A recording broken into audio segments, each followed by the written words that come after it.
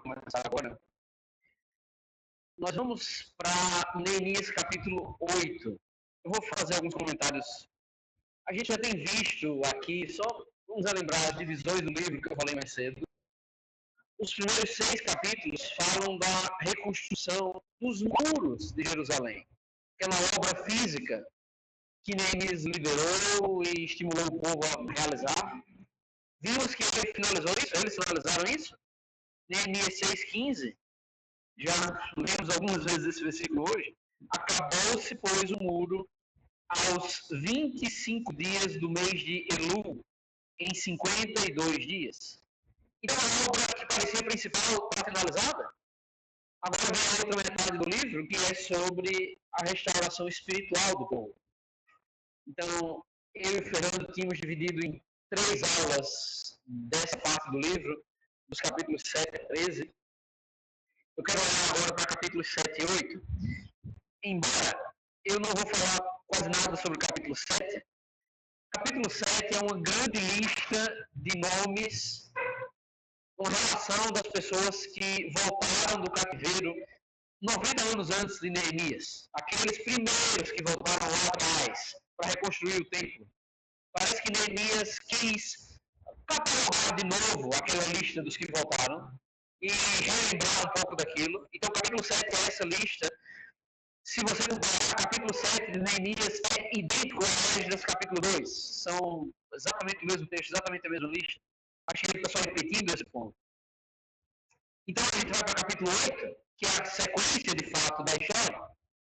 E tem algumas coisas muito interessantes em capítulo 8. É o início dessa restauração espiritual. E é um capítulo bem interessante, das primeiras coisas que eles fazem. Acho que a gente aprende bastante com esse texto. A primeira coisa que eu queria fazer aqui é só uma marcação do tempo que me chama a atenção. Neemias 6,15, a gente já leu. Diz que a obra foi concluída no dia 25 do mês de Elul. Parece um detalhe bobo isso, mas o mês de Elul era o mês 6 do calendário dos judeus. Agora, capítulo 8, primeira frase do versículo 1. Enxergando o 7º mês. E vai nos dizer aqui que é o primeiro dia do 7º mês. Então, dia 25 do mês 6, dia 1 do mês 7. O mês 7 era um mês bem importante para os judeus, era o mês onde eles realizavam o dia da expiação, aquele dia de jejum e de expiação pelos seus pecados. A festa talvez mais importante do ano, uma das mais importantes do ano. Era nesse mês que eles realizavam a festa dos tabernáculos. A gente vai falar mais sobre elas depois, sobre essa festa depois. Mas então é um mês bem importante para eles. E isso aqui, do dia 25 para o dia 1º, dá mais ou menos uma semana. Então, eu acredito que Neemias 8 é um evento que se passa uma semana após eles completarem a obra dos muros. O que eu acho interessante é que o que eles vão fazer em Neemias 8 aqui, eles vão fazer um grande estudo público, a gente diria. Eles vão montar um púlpito, Esdras vai estar com o livro da lei, ele vai ler o livro da lei para o povo, parece que o povo inteiro reunido, e tem várias pessoas ensinando ao longo da multidão. Eles fizeram isso, fizeram esse grande culto, esse grande estudo, uma semana depois de terminarem a obra dos muros. Parece bem urgente, bem ativo da parte deles, o desejo de se voltar para a lei do Senhor, de fazer a coisa espiritual. Eles terminaram a obra, a primeira coisa depois. Talvez uma semana foi só o tempo de organizar o espaço para já estarem celebrando a lei do Senhor, fazendo esse momento aqui. Então, eu acho que vale bastante a pena a gente dar atenção ao capítulo 8. Enquanto nas outras aulas mais cedo a gente viu 3 capítulos, agora a gente vai ver só o capítulo 8 até as 6. Eu vou pedir para alguém ler. Felipe, você poderia ler Neemias 8, do 1 a 8, para começar? Quando chegou o 7º mês, instalado em suas cidades, todos um só homem na praça, em frente da porta das árvores. Pediram aos que parecem que pusessem o livro da lei, o Senhor dera a Israel. Assim, no primeiro dia do mês, primeiro dia do 7º mês, o sacerdote Esdras trouxe também da Assembleia, que era constituída de homens e mulheres, todo tempo inteiro. Ele abriu em alta voz, desde o raiar da manhã até o dia, frente para a praça, frente das portas das árvores, na presença dos homens, mulheres e de outros, por inteiro. Todo o povo ouvia com atenção a leitura da lei. O escriba Esdras estava numa plataforma elevada, madeira, construída para a ocasião. Ao seu lado direito estavam Matias, Sema, Ananias, Ias, Macias. E à esquerda estavam Pedarias, Israel, Malquias, Assum, Asbadana, Zacarias e Mesulão. Essa sabia diante de todo o povo, e este podia vê-lo, pois ele estava no lugar mais alto. Quando a viu, o povo todo se levantou. Estas louvou o Senhor, o grande Deus. Todo o povo ergueu as mãos e respondeu: Amém, Amém. Então eles adoraram o Senhor, mostraram os de terra, levitas, Ulavane, Serias, Jaquim, Sebatai, Dias, Macias, Azarias, Uzabade, Anã, Hilarias, viram o povo na lei. Todos permaneciam na lei. Era o livro da lei de Deus, a fim de que todos entendessem que estava. Muito bom, obrigado, Felipe. Então veja essa reunião que o povo fez aqui. Versículo 1. Todo o povo se ajuntou como um só homem. Fizeram isso nessa praça, diante dessa porta das águas, uma das portas da cidade. E Esdras, o escriba, foi solicitado, o povo pediu para Esdras que trouxesse o livro da lei de Moisés, que o Senhor tinha prescrito para Israel. A gente não tem muita certeza do que era esse livro da lei. Talvez era um pedaço do Pentateuco, uma parte do Pentateuco. Há quem pense que era, por exemplo, o livro de Deuteronômio. Ou talvez todo o Pentateuco, os 5 primeiros livros da Bíblia. Não importa muito isso, mas eu acho mais provável essa última opção. Mas era a lei do Senhor. E pediram para que Esdras trouxesse. Esdras trouxe a lei perante a congregação. E eu gosto muito de frisar isso. Quem estava lá, versículo 2, homens, mulheres e todos os que eram capazes de entender o que ouviam. Eu estou imaginando crianças que já tinham condições de entender e pessoas mais velhas, bem idosas, que tinham lucidez ainda. Todo mundo que tinha condições de entender foi reunido ali para aquele momento. E versículo 3 diz que ele leu desde a alva até o meio-dia. Parece que desde que o sol nasceu até meio-dia. A gente não sabe exatamente a hora que o sol nasceu, mas talvez por volta de 6 da manhã. 6 horas eles ficaram. Eu não imagino que era nada coberto, confortável, não tinha cadeiras confortáveis, nada disso, ar-condicionado, nada disso. Mas eles ficaram por 6 horas, ouvindo a leitura da lei. Às vezes a gente não tem muita paciência para alguma pregação que é um pouco mais longa. O povo aqui estava reunido por horas. E final do versículo 3 diz que todo o povo tinha os ouvidos atentos ao livro da lei. Eu vejo interesse do povo. Interesse na quantidade de pessoas que estavam lá, interesse nas horas que ficaram, interesse na atenção, do jeito que estavam reagindo àquilo. E até provavelmente no fato de terem pedido para que Esdras trouxesse o livro da lei. Eu acho que aquele momento foi organizado previamente, já tinha um púlpito montado, mas o povo estava interessado a ponto de pedir. Eles foram com a intenção de ouvir a leitura da lei. Tinha várias pessoas envolvidas nisso, tem vários homens que são listados aqui, versículo 4, e depois versículo 7, a gente vai falar mais sobre a tarefa que eles realizavam. Mas eu acho muito interessante também o jeito que eles reagiam à medida que Esdras ia conduzindo a situação. Então, o versículo 5 diz que Esdras abriu o livro da lei. E abrindo, o povo se pôs em pé. A gente se levanta às vezes, quando quer cumprimentar alguém. Há quem veja isso como um sinal de respeito, de educação, assim. Se quer cumprimentar a pessoa em pé, talvez a gente faria isso diante de uma autoridade, por exemplo. Fazemos isso no culto, às vezes, nos levantamos para louvar, para cantar. Eles ficaram em pé quando o livro da lei foi aberto. Esdras bendisse ao Senhor, o grande Deus, bom elogio para o Senhor. Né? E todo o povo respondeu amém e amém. E levantando as mãos, inclinaram-se e adoraram o Senhor com o rosto em terra. O título que eu dou a essa lição é Honrando a Palavra de Deus, porque é o que eu vejo esse povo fazendo aqui. Do jeito que adoram ao Senhor, do jeito que demonstram reverência naquela situação, do jeito que se interessam, do jeito que demonstram que queriam ouvir a Palavra de Deus. Tudo isso é um jeito da gente honrar a Palavra do Senhor.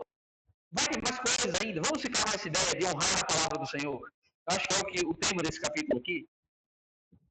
Mas é muito bonito ver essa atitude do povo. Sinceramente, eu acredito que nós devemos à palavra de Deus a mesma honra que a gente deve ao próprio Deus. Não que a gente vai tratar como se fosse algo especial. Esse livro de papel que vocês têm na mão, não tem nada mágico exatamente nisso. É o mesmo material que pode ser usado com um livro totalmente profano. Não tem nada de sobrenatural no material em si. Na tinta que foi usada para impressão aqui, mas no conteúdo. A gente deve honrar a palavra do Senhor mesmo, porque ele é a fonte, porque é a palavra dele. Não faria o menor sentido você dizer que respeita uma pessoa que você não escuta o que ela fala, que você despreza o que ela fala, que você zomba do que ela fala, você não respeita essa pessoa. Então, se a gente quer honrar a Deus, a gente honra a palavra dele, com interesse nela, com interesse de ouvi-la, de aprendê-la, de estudá-la, glorificando ao Senhor pela maravilha da palavra dele. Um dos salmos mais bonitos da Bíblia, o Salmo 119, é o maior salmo da Bíblia. 176 versos. É um salmo incrível, um arranjo impressionante. Ele foi escrito numa estrutura onde ele está dividido em estrofes de 8 em 8 versos. 8 vezes 22 dá 176. 22 é o número-chave porque é o número de letras do alfabeto hebraico. Cada estrofe do Salmo 119 foi escrita em referência a uma letra do alfabeto hebraico. E cada verso dessas estrofes, então os 8 primeiros versículos do Salmo, originalmente foi escrito com a primeira letra do alfabeto hebraico. Depois os 8 seguintes, de 9 a 16, com a segunda letra. Como se você pegasse em português, versículos 1 a 8, iniciado com a letra A, versículos 9 a 16, iniciados com a letra B, e assim sucessivamente. Mas por que eu estou dizendo isso? Qual é o tema do Salmo 119? Qual é o assunto do Salmo 119? Você falou? A palavra de Deus. É um grande louvor à palavra de Deus. É um louvor extremamente bem escrito, longo, profundo à palavra do Senhor. Salmos são cânticos. O maior cântico da Bíblia é uma adoração à palavra de Deus. É incrível a gente pensar nisso. A gente deve ter esse respeito pela palavra do Senhor. A gente deve louvar ao Senhor pela maravilha de ter a palavra dele. E você vê a própria, o que eles faziam aqui, a situação em si aqui. Versículo 8 nos diz que leram no livro da lei de Deus claramente, dando explicações, de maneira que entendessem o que se lia. E versículo 7 diz que tinha vários homens e vários levitas espalhados no meio do povo. Eu estou imaginando que eram milhares de pessoas, provavelmente aqui. E eles estavam ensinando o povo. Então o povo estava sentado e tinha esses homens ensinando. É difícil a gente ter certeza como era isso, mas eu estou supondo que Esdras lia e esses homens, cada um numa parte do lugar, explicavam o que aquele texto estava dizendo. Talvez liam o texto e faziam algumas explicações. A gente chamaria isso de um estudo bíblico, né? É o que a gente faz. A gente lê, a gente tenta entender o texto, a gente tenta explicar o texto. E eu acho que versículo 8 é super rico quando a gente pensa sobre ensino bíblico. Eu queria falar algumas palavras sobre isso. O que eu vou falar aqui, eu acho que útil para homens que pregam publicamente na igreja e coisas assim, mas eu acho que para mulheres também, para todo mundo que ensina a Bíblia, acho que é bom a gente ter essas coisas em mente, assim. Pense algumas lições sobre isso, algumas reflexões sobre isso. A primeira coisa, o próprio evento que eles organizaram aqui. Alguém lendo, outros dando explicações. É o modelo bíblico que a gente tem para o que a gente está fazendo aqui hoje. Irmãos, talvez aqui na frente, conduzindo um pouco mais, ensinando alguma coisa, tentando explicar um pouco o texto para que os outros entendam. Acho que é exatamente o que eles fizeram aqui, é bom isso. Eu penso também naquele episódio de Filipe e o eunuco, em Atos 8, que ele estava lendo um trecho de Isaías. Filipe perguntou a ele, você está entendendo o que você lê? Ele disse, como eu vou entender se ninguém me explicar? E Filipe explicou a ele, pregou o evangelho para ele a partir daquele texto. Mas precisa de explicação, às vezes. Precisa de ajuda para compreender algumas coisas. É natural isso. Acho que era o que eles faziam aqui. E veja o objetivo. Eu quero ler de novo o versículo 8, dando ênfase a algumas expressões aqui. Leram no livro, na lei de Deus, claramente, dando explicações de maneira que entendessem o que se lia. Então, qual era o objetivo de todo esse momento? Da leitura, do ensino, de tudo? Que as pessoas entendessem? Que pudesse ser compreensível para as pessoas. Eles, até na leitura, parece que tentavam ler de um jeito claro. É importante. Se eu ficasse falando bem baixinho, ninguém ouvisse o que eu estou lendo. Não servia de nada, ninguém ia ouvir o que eu estou falando. Não ajuda. Então a gente tenta ler de um jeito claro, de um jeito audível, de um jeito que alcance os ouvidos das pessoas, explicando de um jeito que seja claro e compreensível para as pessoas, nos ajuda a pensar no objetivo do ensino bíblico. Não é o momento da gente mostrar todo o nosso conhecimento. Pessoas usam o púlpito para isso, para mostrar como elas são intelectuais, como elas dominam o texto bíblico, como elas têm tanto conhecimento, eloquência, intelectualidade, etc. Não é esse o objetivo. A gente pode fazer isso? Poderíamos usar várias palavras difíceis, termos difíceis, entrar em vários detalhes aqui e ninguém entender nada? Não serviu de nada? Se ninguém entende, não serve de nada, não ajuda. O objetivo é que seja edificante, que seja útil para as pessoas. Acho que a gente deve pensar nisso. Para quem ensina, tem várias coisas nisso. A gente deve tentar ter tato, sensibilidade, para pensar numa boa maneira de explicar as coisas de um jeito claro, de um jeito que os irmãos consigam compreender o que a gente está ensinando. A gente utiliza talvez alguns recursos para isso. Meu objetivo em usar slides, por exemplo, é talvez ajudar na concentração, em algum esclarecimento de alguma coisa visual às vezes ajuda. A gente tenta estudar e meditar um pouco para falar de um jeito que seja compreensível. Talvez a gente fale menos. Normalmente, quem estuda para ensinar ensina menos do que o que ele aprendeu. Se você vai dizer todos os detalhes que você estudou, provavelmente é coisa demais para quem está ouvindo e não ajuda, acaba não sendo edificante. A gente tenta fazer de um jeito bem bíblico. Não é, o objetivo não é eu colocar a minha ideia aqui, a minha mentalidade, os meus pensamentos, mas ensinar a Bíblia de um jeito bem claro e edificante. Eu queria só colocar mais um pensamento sobre isso. Marcos capítulo 4, o maior professor da história, era bem atento aos seus ouvintes. Marcos 4, falando sobre Jesus, versículo 33, diz que com muitas parábolas semelhantes lhes expunha a palavra, conforme o permitia a capacidade dos ouvintes. Jesus estava atento à capacidade das pessoas que ele ouvia. Agora, Jesus era o criador daquelas pessoas? Então Jesus era perfeito em saber a capacidade dos ouvintes? Imagina o criador de todas as coisas com a sabedoria infinita e eterna dele, lidando com seres tão limitados quanto a gente. É claro que Jesus reduzia conhecimento dele para a gente poder entender alguma coisa, mas nos ensina algo.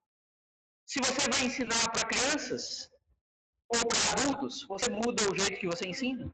Se você vai ensinar para alguém que nunca estudou a Bíblia, ou para alguém que estuda a Bíblia há 40 anos, o conteúdo que você apresenta, o nível de detalhes muda.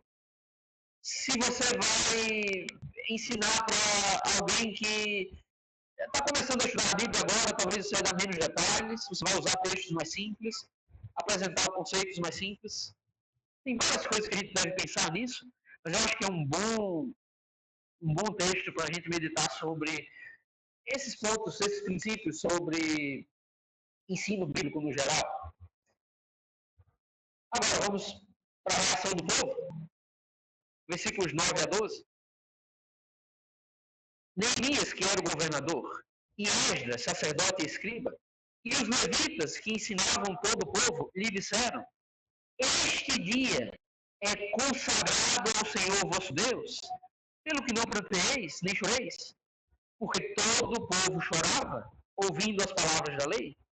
Disse-lhes mais: Ide, comei carnes gordas, tomai bebidas doces, e enviai porções aos que não têm nada preparado para si, porque este dia é consagrado ao nosso Senhor.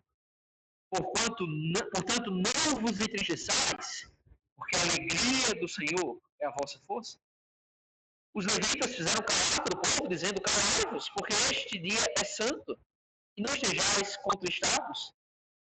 Então todo o povo se foi a comer, a beber, e a enviar porções, e a regozijar-se grandemente, porque tinham entendido as palavras que lhes foram explicadas. Veja, como a compreensão gerou alegria, o objetivo é esse, afinal de contas. Mas pense na reação do povo. O povo estava triste, o povo estava chorando ouvindo as palavras da lei. Sinceramente, eu não tenho certeza da razão do povo estar chorando. Eu não sei se era emoção, mas eu acho que não era só isso, eu acho que tinha tristeza aqui. Talvez eles estavam envergonhados diante da lei, lendo as palavras da lei e meditando na condição espiritual deles, como eles estavam tão distantes do Senhor, como eles sofreram aquele cativeiro recente por causa do pecado deles. Eu acho mais provável que é isso, que a lei estava expondo os pecados do povo, isso gera tristeza. Agora, Neemias e os outros disseram: hoje não, hoje é um dia alegre, hoje é um dia de bênção, é um dia que a gente está lendo a palavra do Senhor. Vamos nos alegrar com as bênçãos que o Senhor nos tem dado. Eu acho que eles estavam olhando ao redor, a gente tem esse muro aqui, a gente tem o privilégio de se reunir para ler a palavra do Senhor. Então vamos nos alegrar, vamos compartilhar essa alegria uns com os outros. E eles dizem uma frase muito boa no final do versículo 10. Portanto, não vos entristeçais, porque a alegria do Senhor é a vossa força. Eu sempre tenho meditado muito nesse versículo. Eu não sei se eu consigo compreender tudo que essa frase diz. Eu acho que tem muita coisa aqui. A palavra de Deus, ela nos dá reações distintas. O Evangelho é uma boa notícia, por exemplo. Boa nova. O significado da palavra Evangelho. Mas começa com a má notícia. Quando você lê a Bíblia, a primeira coisa que você se depara é quão longe desses ensinamentos você está. Eu estou. O Evangelho começa com uma mensagem dolorosa que você está indo para o inferno. É isso, começa desse ponto. Que o seu pecado afastou você do Senhor. Que não tem nada que você possa fazer para ser salvo. Que você é totalmente culpado diante de Deus. É pesado isso. É assim que começa. Escancar nossos erros. Agora, também tem um lado positivo. Ela nos traz alegria, nos traz consolo. O Evangelho nos fala que você não pode fazer nada para ser salvo, mas Cristo já fez tudo. Ele morreu na cruz, ele já pagou por todos os seus pecados. Você não tem mais sacrifício a oferecer, Deus já deu seu filho. Você pode crer nele, se você obedece a ele, entrega a sua vida a ele, mesmo sem merecer, você vai ser salvo. É incrível isso nos alegra. Então, ao mesmo tempo que a palavra nos entristece, quando expõe nosso pecado, nos alegra, nos dá consolo.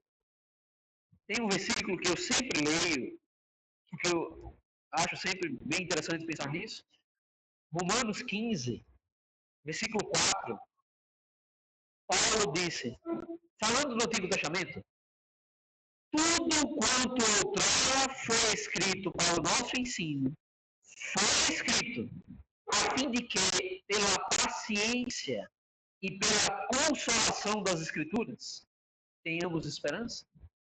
Então, a palavra de Deus, ao mesmo tempo que ela expõe os nossos pecados, ela também tem paciência e consolação para nos dar esperança. Por exemplo, por meio desses bons exemplos de homens como Neemias, que fizeram tão bem, isso nos dá esperança que é possível fazer bem. O perdão do Senhor, o perdão dos nossos pecados, nos dá alegria. Então, eu volto para Neemias 8:10, dizendo: a alegria do Senhor é a vossa força. De que forma a alegria do Senhor é a nossa força? Eu acho que a gente deve sempre se alegrar no Senhor. A gente tem muitos motivos para se alegrar no Senhor. Em Jesus Cristo, na salvação que Ele nos deu, em todas essas bênçãos que a gente vê aqui. Isso nos fortalece, isso nos tira do desânimo, nos dá esperança, nos dá ânimo. A gente tem força porque a gente tem razões para se alegrar em Deus, para não estar desanimado, mas estar esperançoso no Senhor. Eu acho que a alegria do Senhor é a nossa força. Deve ter mais coisas a se pensar sobre esse versículo, mas é uma boa coisa a gente pensar que a Bíblia nos fornece isso, que a Bíblia nos dá uma boa mensagem que nos alegra e nos fortalece. Então era isso que eles queriam para aquele povo naquele dia, que eles se alegrassem com a bênção de ter acesso à palavra de Deus e comunhão com Deus. Nós vamos para a última parte de capítulo 8, que tem talvez a principal lição aqui. Mas antes disso, perguntas, comentários, até versículo 12 aqui.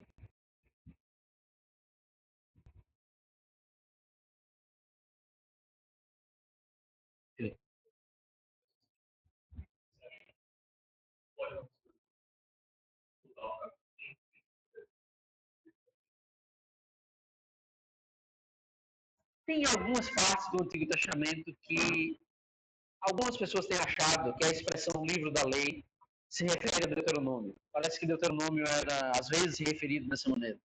Então, pode ser que Esdras estava usando um dos livros da lei, Deuteronômio é a segunda lei, né, a segunda revelação da lei. Então, pode ser que seja isso, mas eu acho mais provável que seja o Pentateuco todo. Acho que tem até algumas evidências mais para frente no livro que me faz pensar isso. Faz sentido?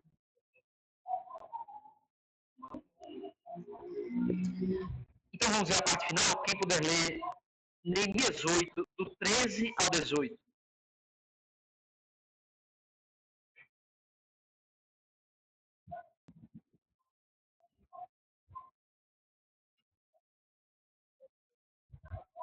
Tá.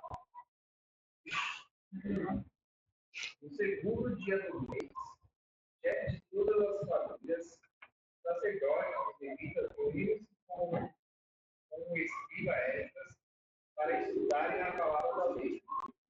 Descobriram ali que o Senhor tinha ordenado, no meio de Moisés, que os israelitas deveriam morar em tendas durante a festa do sétimo dia.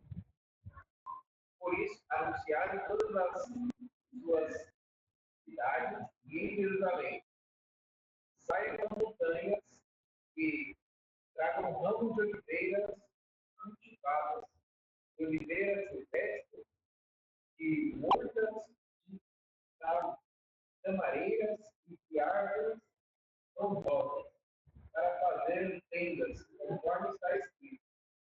Então o povo saiu e eles conseguiram os seus terraços, os seus pátios, pátios do templo, na praça da porta das águas, na que fica junto à porta de Efraim. Todos os que tinham voltado do exílio construíram tendas e moraram nelas. Desde os dias dos anos a terra que israelitas não tinham celebrado a festa dessa maneira. Grande foi a alegria deles. Dia após dia, desde o primeiro até o último dia da festa, Esdras Esdras veio o livro da lei de Deus. Eles celebraram a festa durante 7 dias. No oitavo dia, conforme o ritual, houve uma reunião solene. No dia seguinte, eles tinham ficado, como eu disse, 6 horas, talvez, ouvindo aquela leitura da lei no dia anterior. No dia seguinte, versículo 13, ajuntaram-se a Esdras, os cabeças das famílias, sacerdotes e os levitas, para atentarem nas palavras da lei. Eles continuaram interessados, queriam ouvir mais.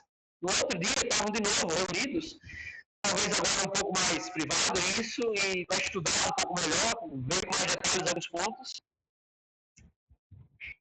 E eles acharam uma coisa escrita aqui sobre a festa das cabanas. Eu vou entrar já nesse ponto. Antes de fazer isso, eu queria ler. Eu vou pedir, Felipe, se você poderia ir abrindo. Eu vou fazer alguns comentários aí, você lê depois. Tiago, capítulo 1. Vou pedir para você ler alguns versículos em Tiago 1, que para mim ilustra esse texto e aplica ao mesmo tempo esse texto de Neemias 8 aqui. Pense sobre o que eles fizeram. A gente viu esse povo se reunindo para ler, com atenção, ficaram envolvidos naquele momento, todo mundo lá, por horas, adoraram, se prostraram, choraram, depois se alegraram. Mas tudo isso, às vezes, a gente faz. Às vezes a gente se emociona na pregação, a gente se emociona no leitura de um texto, a gente vai para casa e a gente continua fazendo tudo errado, a gente continua sem praticar o que a Bíblia ensina. Agora, lê para mim, por favor, Felipe, Tiago 1, do 22 ao 25. Enganando a si mesmo. Aquele que ouve a palavra, mas com facilidade, semelhante ao homem que olha sua face sofrer e depois de olhar para si mesmo, sai logo e esquece sua aparência. Mas o homem que observa a lei perfeita, traz de verdade, persevera na prática dessa lei. Não esquecendo que o outro vai praticando a lei da vida. Se a gente ouve e não pratica, não tem nenhuma utilidade. Na verdade, a gente se engana a nós mesmos, é o que o Tiago diz. Nem os outros se enganam. Acho que é uma maneira de dizer isso. Todo mundo percebe quando você não está praticando, mas você se engana porque você lê a Bíblia, estuda a Bíblia, etc. Eu gosto da ilustração que o Tiago dá de um espelho. Imagina você chegar diante do espelho e você vê um corte no seu rosto, saindo sangue, por exemplo. Você vê no espelho aquilo e você dá as costas e vai viver a vida sem limpar o corte, sem passar remédio, sem colocar um curativo nem nada. Qual a lógica disso? Quem seria o louco que faria isso? Agora a gente chega diante da Bíblia, ela escancara os nossos erros, ela mostra o que a gente não está fazendo, como um espelho, mostra o que a gente está fazendo errado, e a gente sai e não muda. É a mesma coisa do homem que não tratou o ferimento no seu rosto. Não tem sentido isso. Tiago incentiva então a ser um operoso praticante das Escrituras. Agora volto para Neemias 8. Eles foram para atentar as palavras da lei e acharam escrito que o Senhor ordenara, por intermédio de Moisés, que os filhos de Israel habitassem em cabanas durante a festa do 7º mês. Agora, eu sei pelas informações que o texto já nos deu, que eles estavam no dia 10 do 7º mês. A festa seria celebrada no dia 15, então faltavam menos de 2 semanas aqui. E pelo visto eles nem estavam pensando que deveriam realizar essa festa. Descobriram o que precisavam fazer e descobriram que deveria passar pregão por toda a região, mandar o povo e pegar ramos de oliveiras, ramos de zambujeiros, etc., para fazer cabanas, como está escrito. Versículo 17 nos diz que toda a congregação fez isso, mas que nunca fizeram assim, desde os dias de Josué, filho de Nun, até aquele dia, e houve muito grande alegria.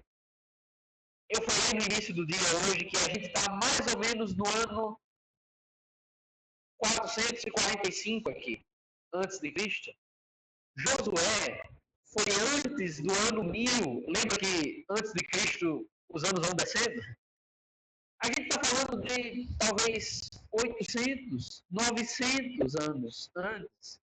Desde aquela época, eles não obedeciam à festa do jeito que o Senhor estava ordenando. Rapaz, você já pensou nisso? 1000 anos quase. Que o povo não cuidava daquilo, que o povo não fazia aquilo. Quem deixou passar um detalhe desse por tanto tempo? Mas foi o que aconteceu aqui. Agora, você vai encontrar em alguns livros como Reis, algumas menções à festa das cabanas. Eu acho que o ponto é que eles não celebravam em todos os detalhes. Que provavelmente eles não celebravam em cabanas do jeito que o Senhor ordenava. O ponto da festa era que o povo deveria ficar por 7 dias habitando em cabanas, lembrando da época que peregrinaram no deserto, que viviam em tendas no deserto, longe de Canaã. Era uma festa para relembrar aquilo e, de certa forma, para suscitar a alegria do povo pelas bênçãos do Senhor de terem passado por aquele período e etc. Eles não estavam fazendo direito isso há séculos, séculos mesmo. Agora, o que é que você faz? Eu acho que a gente poderia dizer, rapaz, mas será que é tão importante assim? Ninguém está fazendo faz tanto tempo. É um detalhe só. Será que a gente deve ser tão minucioso assim em todos os detalhes?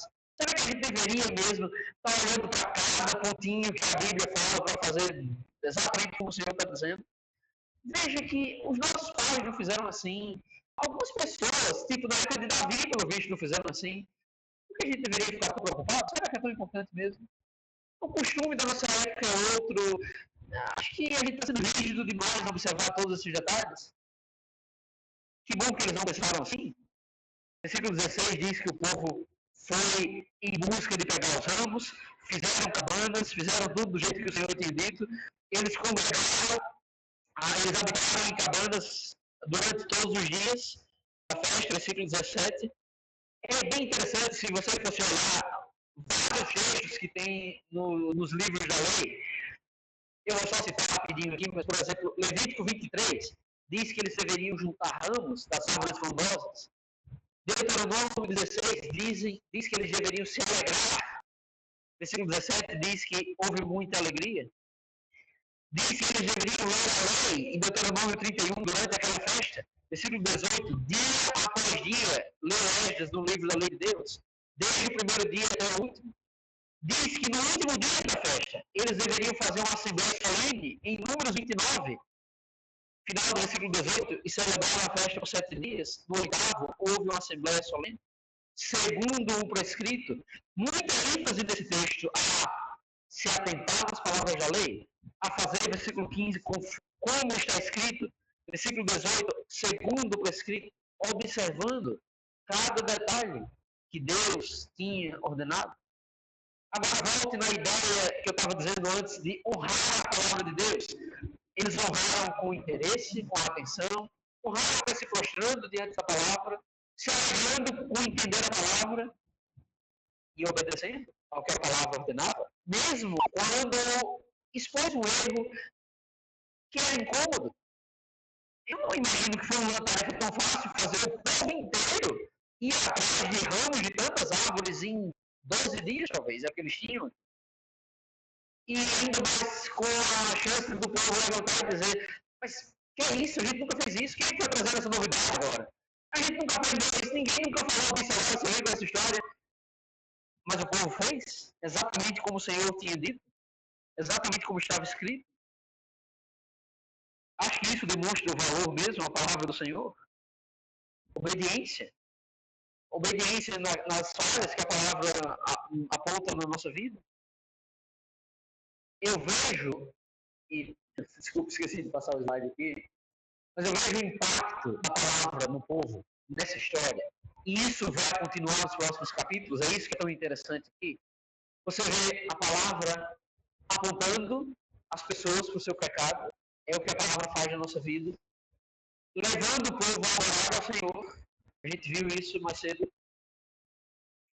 Dando alegria ao povo, como Paulo disse, a palavra traz consolo e esperança, nos alegra, a alegria do Senhor é a nossa força. E fazendo o povo mudar as práticas que não estavam de acordo com a vontade de Deus. Sabe que a palavra deve ter esse impacto na nossa vida também?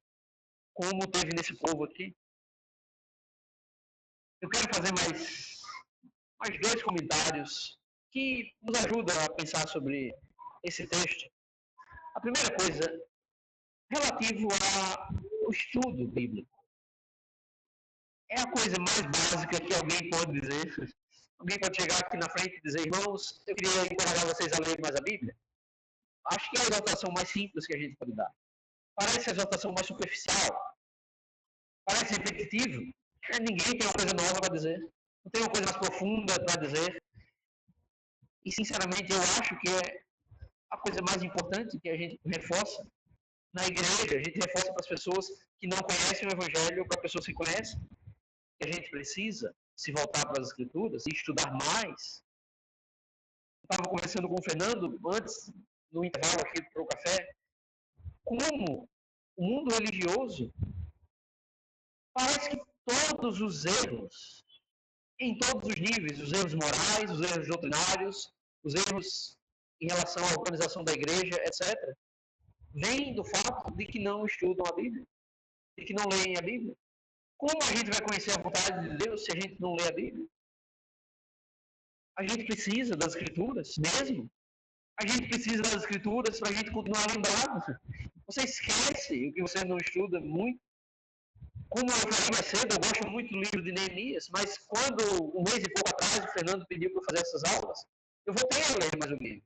E tinha detalhes que eu não lembrava mais. E um dos livros que eu particularmente mais estudei, mas eu comecei a ver, rapaz, eu não lembrava disso. Eu estava esquecido dessas aplicações. E foi uma bênção para mim voltar a ler esse livro. A gente precisa estar sendo lembrado das coisas mesmo, para a gente se fortalecer, para a gente aprender, para a gente corrigir a nossa vida. A gente precisa de ensino detalhado, sólido, bem bíblico, sem ideias humanas, sem nossas preferências colocadas aqui. Ensino bíblico para fortalecer a igreja. É a única coisa que a gente tem a oferecer, de fato, é ensino bíblico. Então vamos fazer isso. Exige tempo, exige esforço da nossa parte, mas tem que ser assim. E a outra coisa, a palavra de Deus é feita para a gente obedecê-la. Arrisca. Eu gosto de pensar, eu vou usar essa ilustração porque eu acho que ajuda. Em Êxodo, Deus apresenta a Moisés uma visão do tabernáculo.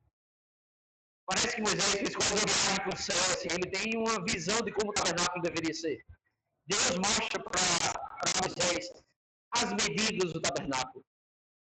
Está detalhado em Êxodo. As medidas de cada sala, a altura de cada coisa, o material de cada móvel, a posição de cada móvel. E Deus queria muito, e repetido várias vezes em Êxodo, a metade final de Êxodo, que deveria fazer exatamente como Deus ordenava. Exatamente como Deus ordenava. No final do livro de Êxodo, o que eles fizeram exatamente como Deus ordenava, uma nuvem de fumaça encheu o tabernáculo, que representava a presença de Deus entrando, habitando naquele lugar e aprovando a obra deles, porque fizeram exatamente como Deus tinha dito. Daí eu ouvi uns anos atrás, não faz muito tempo, mas um irmão me contou uma história, um irmão norte-americano, numa igreja lá, que eles fazem umas aulas para jovens, para adolescentes. E eles fazem assim, a cada 3 meses um livro diferente. E irmãos se revezam nisso. E teve um professor que estava ensinando o Êxodo, e ele chegou nessa parte, e ele mudou, a didática dele foi diferente para essa parte do tabernáculo. Ele fez uma atividade prática com os jovens. Ao longo dos meses, de algumas semanas, eles deveriam produzir integralmente, perfeitamente, exatamente como estava em Êxodo, uma réplica do tabernáculo. Ele fez a conversão com os jovens de escala. Então, o que era tantos metros vai ser tantos centímetros para transformar o tabernáculo numa coisinha pequena, portátil assim. Mas item a item, material a material, tinha que pintar exatamente da cor de ouro, o que era da cor de madeira, etc. E ele revisava com os jovens as medidas, a posição das coisas, para que eles fazerem bem direitinho mesmo. Estudavam o texto, tinha que dar atenção ao texto para construir do mesmo jeito. E os jovens se empolgaram com aquilo, gostavam de fabricar aquilo e etc. E no final ele deu uma nota para a coisa, parece tudo. Mas o ponto que o irmão queria salientar para os jovens era que eles deveriam ter a experiência que os hebreus tiveram, fazer o tabernáculo exatamente como Deus tinha dito, em cada medida, em cada material, na posição de cada coisa.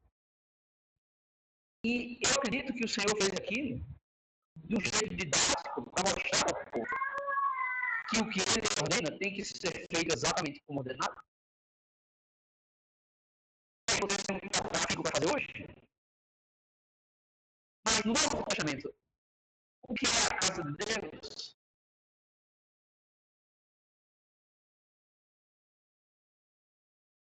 Nós, individualmente, nossa vida, nós somos santuário, Paulo fala sobre isso.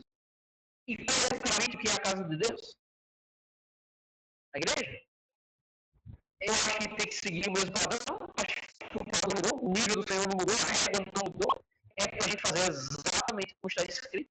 Deus estava ensinando que precisava fazer exatamente como estava ordenado.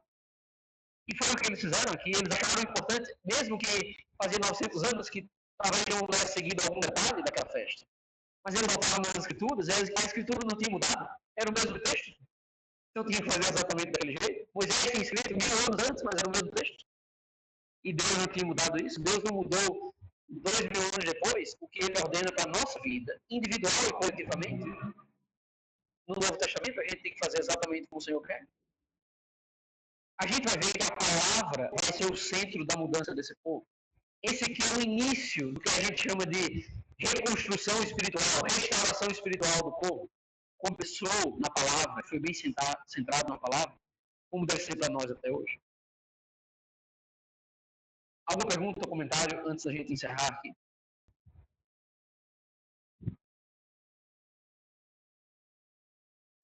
Bem, obrigado, irmãos. Daqui a pouco vamos continuar com Neemias 9 e 10.